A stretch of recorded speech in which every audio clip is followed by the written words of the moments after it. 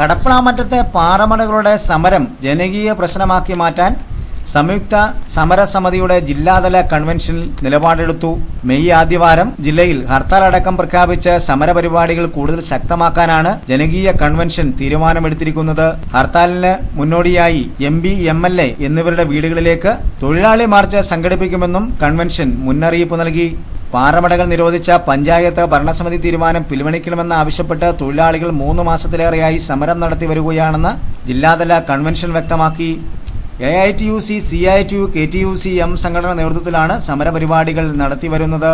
നിയമവിധേയമായ പാറമടകളുടെ പ്രവർത്തനം നിരോധിച്ച് തൊഴിലാളികളെ പട്ടിണിയിലാഴ്ത്തിയ UDF ഭരണസമിതി അധികാര ദുർവിനിയോഗത്തിനെതിരെ സംയുക്ത തൊഴിലാളി സമരസമിതി ജില്ലയിലാകമാനം സമരം ശക്തിപ്പെടുത്തുമെന്നാണ് കൺവെൻഷൻ വ്യക്തമാക്കിയിരിക്കുന്നത്. വിഷയം പരിഹരിക്കുന്നതിന് മന്ത്രി KM Mani, Jose K Mani MP, Mons Joseph MLA എന്നിവർ പ്രശ്നത്തിൽ ഇടപെടണമെന്നും കൺവെൻഷൻ ആവശ്യപ്പെട്ടിട്ടുണ്ട്. പാറമടകളുടെ പ്രവർത്തനം സ്തംഭിച്ചതോടെ നാടിന്റെ സാമ്പത്തിക സാഹചര്യം താറുമാറായിരിക്കുകയാണെന്നും തൊഴിൽ മേഖലയിൽ പണിയെടുത്തിരുന്നവരുടെ കുടുംബങ്ങൾ പട്ടിണിയിലാണെന്നും കൺവെൻഷൻ വ്യക്തമാക്കി. സമരപ്രഖ്യാപന കൺവെൻഷൻ CITU ജില്ലാ പ്രസിഡന്റ് VN വാസവൻ മുൻ MLA ആണ് ഉദ്ഘാടനം ചെയ്തത്. പലതവണ നിവേദനങ്ങൾ നടത്തിയിട്ടും ചർച്ച നടത്തിയിട്ടും മന്ത്രി MP, MLAയും ഉൾപ്പെടെയുള്ളവർ പ്രശ്നം പരിഹരിക്കാൻ ശാശ്വതമായ നടപടി സ്വീകരിച്ചിട്ടില്ലെന്ന് VN വാസവൻ കുറ്റപ്പെടുത്തി. പാലാ കൊട്ടാരമറ്റത്തായിരുന്നു സംയുക്ത സമരസമിതിയുടെ കൺവെൻഷനിൽ PM ജോസഫ് അധ്യക്ഷത വഹിച്ചു. സമരക്കാരെ സഹായിക്കുന്നതിന് വേണ്ടി ജില്ലാതലത്തിൽ സമാഹരിച്ച 1 ലക്ഷം രൂപ VN വാസവൻ മുൻ MLA സമിതി ചെയർമാൻ ലാലിച്ചൻ ജോർജിനെ കൈമാറി. കാലമായി ചുട്ടുപൊള്ളുന്ന വെയിലത്തും കോരിച്ചൊരിയുന്ന മഴയത്തും അവർ സമരസങ്കേതങ്ങളിൽ സജീവമായി ഇടപെട്ടുകൊണ്ട് തങ്ങളുടെ ഈ പ്രശ്നം പരിഹരിക്കണമെന്ന് ആവശ്യപ്പെട്ടുകൊണ്ട് മുന്നോട്ട് വരുന്നത്.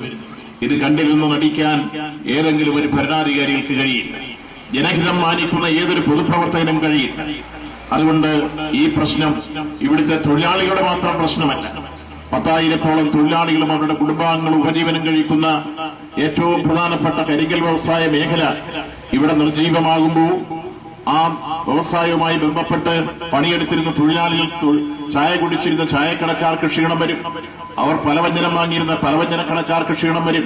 അവർ നിത്യോപയോഗ സാധനങ്ങൾ വാങ്ങിയിരുന്ന മറ്റ് കച്ചവടക്കാർക്ക് ക്ഷീണം വരും. പച്ചക്കറികൾ വാങ്ങിയിരുന്ന കടക്കാർക്ക് ക്ഷീണം വരും. എന്തിനേറെ ഈ നാടുമായി ബന്ധപ്പെട്ട ഏതെല്ലാം തരത്തിലുള്ള ബിസിനസ്സുകളുണ്ടോ ആ ബിസിനസിന്റെ മേഖലകളിലെല്ലാം ഈ തൊഴിലാളികളുടെ ഒരു സജീവ സാന്നിധ്യം, അവർ ഈ മേഖലയിൽ ഇടപെട്ടുകൊണ്ട് നടത്തിയിരുന്ന ബിസിനസ്സുകളുമുണ്ട്. അതെല്ലാം തൊഴിലാളിയുടെ വരുമാനത്തെ ആസ്പദമാക്കിയായിരുന്നു അത്തരം ബിസിനസ്സുകളെല്ലാം നടന്നു വന്നതെങ്കിൽ നിശ്ചയമായും അവരുടെ വയറ്റിൽ ഇന്ന് ഏതെങ്കിലും അർത്ഥത്തിൽ അവർക്ക് അന്നം പോകാത്ത അവസ്ഥ ഉണ്ടാകുന്ന സ്ഥിതി സംജാതമായാൽ അവർക്ക് പിന്നെ മറ്റെന്ത് വാങ്ങാൻ അവസരമുണ്ടാവും ആലോചിച്ചാൽ മതി. അത് സ്വാഭാവികമായ കച്ചവടക്കാരെയും ബാധിക്കും. അങ്ങനെ ഒരു പ്രദേശത്തിന്റെ സാമൂഹ്യ പ്രശ്നമായി കച്ചവടക്കാർക്ക് ചായക്കടയായിരുന്നാലും പലവ്യഞ്ജനക്കടയായിരുന്നാലും സ്റ്റേഷനറി കടയായിരുന്നാലും പച്ചക്കറിക്കടയായിരുന്നാലും മറ്റേതെങ്കിലും തരത്തിലുള്ള വലിയ രൂപത്തിലുള്ള മറ്റ് ആഹ്ലാദകരമായ ജീവിതത്തിന്റെ ശൈലിയിലേക്ക് പോകുന്നവരല്ലിവരാര്. അതേസമയത്ത് ന്യായമായ ജീവിതത്തിന് ആവശ്യമായ ഇത്തരം പശ്ചാത്തല സൗകര്യങ്ങൾ ഉള്ള മേഖലയിലെല്ലാം അവരിടപെടുമായിരുന്നു. അതെല്ലാം നിലയ്ക്കുന്ന അവസ്ഥയിലേക്കോ നിർജീവമാകുന്ന അവസ്ഥയിലേക്കോ അതിന്റെ സജീവത നഷ്ടപ്പെടുന്ന രൂപത്തിലേക്കോ എത്തിയിരിക്കുന്നു എന്ന പ്രശ്നം വരുമ്പോഴാണ് ഇതൊരു നാടിന്റെ സാമൂഹ്യ പ്രശ്നമായി അത് രൂപാന്തരപ്പെടുന്നത്.